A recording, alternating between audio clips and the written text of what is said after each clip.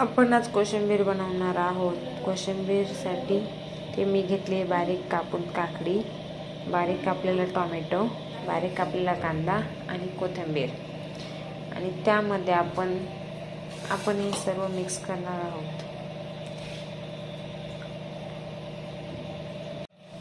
तर आपण हे सर्व काही मिक्स केलेले आहे। त्यामध्ये आपण टाकणार आहोत चवीप्रमाणे मीठ,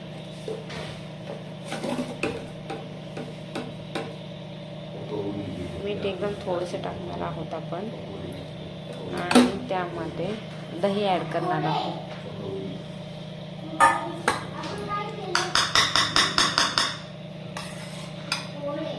तर आपण एवढं दही ॲड करणार आहोत।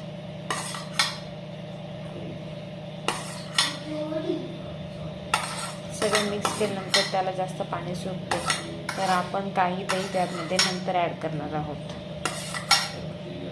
त्यामध्ये आपण थोडा चाट मसाला देखील टाकणार आहोत।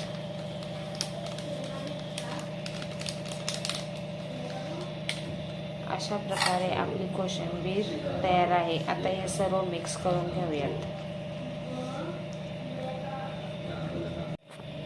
अशा प्रकारे आपली कोशिंबीर रेडी आहे।